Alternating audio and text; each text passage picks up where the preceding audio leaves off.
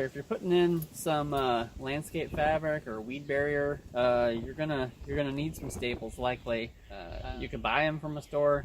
They're not ridiculously cheap for just being some metal bent around, but also it's pain because you're gonna run out. So what I like doing for making more is I've got this really thick heavy wire, which is good because I also considered some other baling wire that's it's probably at least 12 or 10 gauge. But this is going to keep its compressive strength as you're pushing down, because if you have any toughness to your ground at all, these are just going to get all bent up on the way down. So that's why I like the thicker stuff. So what I do is,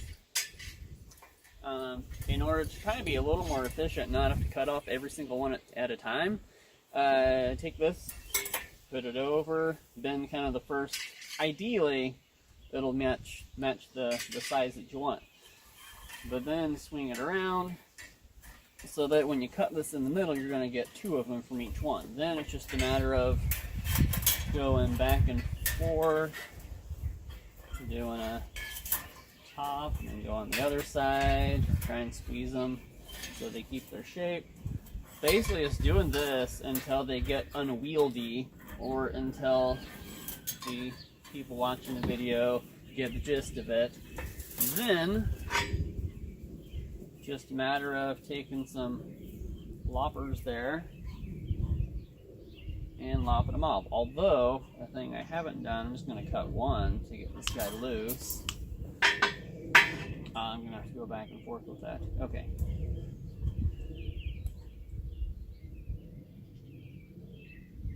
Well, we'll just do one side then. But hopefully you can get a couple of these together. Cut them off at once. So just do one side, get the whole rig off of there. And then you can cut the other side with these. If this was thicker, a thing I thought of, I haven't tried yet, is to just use a metal bandsaw to be able to do that. So what you do, thinking of this right now, have it so, I'm not going to deal with this pin on here, but have it so the thing you're wrapping it around, you can remove, just slide that out. Then you slide the whole thing without having to undo it. Put the entire thing in your bandsaw or your chop saw or whatever it is, and then that's going to be even more efficient at making some nice garden staples. Yay!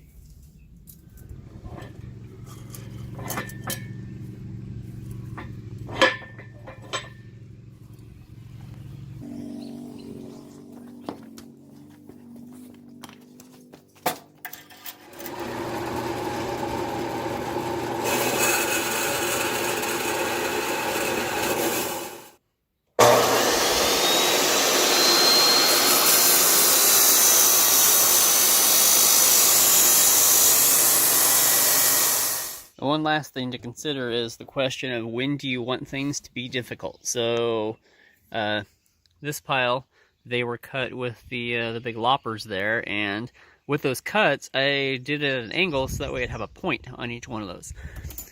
These guys that were done with the chop saw, I got a whole lot done all at once, but they're all pretty square.